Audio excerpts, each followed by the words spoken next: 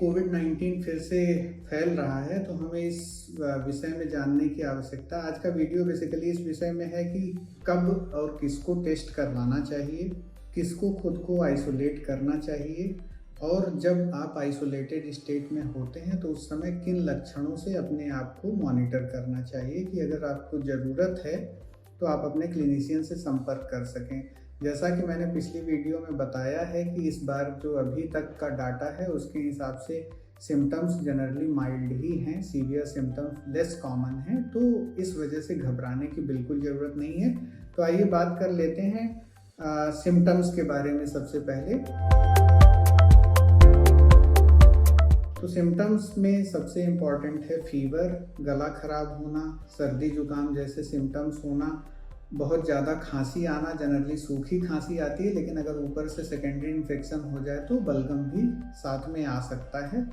इसके अलावा सांस की दिक्कत होना और स्मेल और टेस्ट का सेंसेशन चला जाना, ये इसके मुख्य लक्षण हैं। दूसरी बात हमने करनी है कि किसका टेस्ट करवाना है। तो टेस्ट करवाने के लिए ministry of family health and family welfare India की गाइडलाइंस हैं।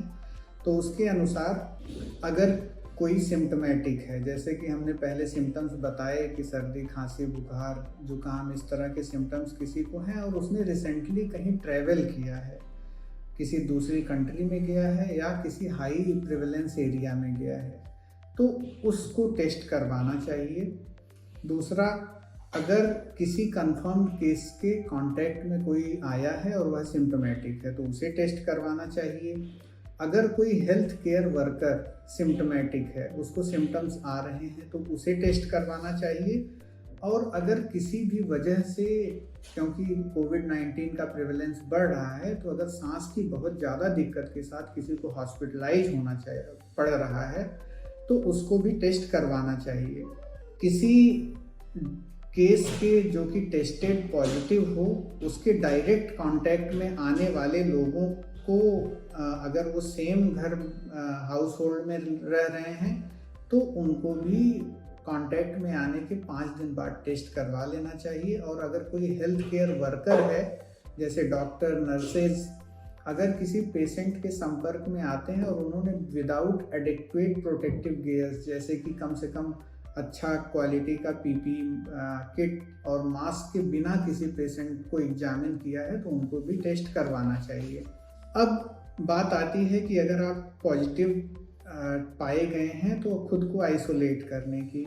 आइसोलेट करने के बाद यह इम्पॉर्टेंट है कि हमें कितने देर बाद फिर से टेस्ट करवाना चाहिए। तो कम से कम 5 दिन रुक करके हमें अपने आप को फिर से टेस्ट करना चाहिए कि हम अभी भी पॉजिटिव हैं कि नहीं, और सब्सिक्वेंटली यह टेस्ट 3 डेज बाद रिपीट किया जा सकता है। अगर कोई पेशेंट या व्यक्ति सिम्टोमेटिक है, उसको सर्दी, जुकाम, खांसी, बुखार इस तरह के लक्षण हैं, उसका टेस्ट नेगेटिव भी आया है, तो एटलीस्ट उसको गैदरिंग में जाने से बचना चाहिए, कफ एटिकेट्स का पालन करना चाहिए, और अगर बहुत आवश्यक हो, कहीं जाना भी पड़ रहा है, तो मास्क का प्रयोग बहुत ज़रूरी है। सबसे इम्पॉर्टेंट पार्ट जो इस वीडियो का है कि हमें ड्यूरिंग आइसोलेशन किस प्रकार से अपने आप को मॉनिटर करना चाहिए।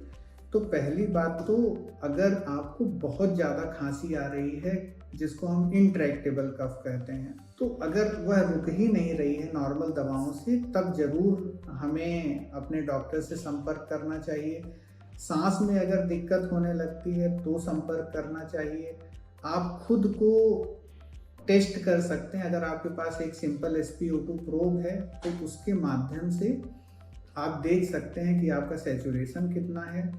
अगर वह बेस लाइन जैसे 97-98 अमूमन लोगों का होता है, अगर आपका 95 या उसके कम जा रहा है, या चलने फिरने के बाद, जैसे चलने से पहले आपने टेस्ट किया 95 आ रहा था और चलने के बाद वो 2% से अधिक, मतलब 92 या उसके नीचे चला गया, तो हमें तुरंत अपने डॉक्टर को संपर्क करना चाहिए। इसके अलावा फीवर जो कि बहुत ज़्यादा हो, नॉर्मल दवाइयों को न रिस्पॉन्ड कर रहा हो, लगातार बना हुआ हो, तो उस दशा में भी हमें अपने डॉक्टर से संपर्क करना चाहिए। धन्यवाद।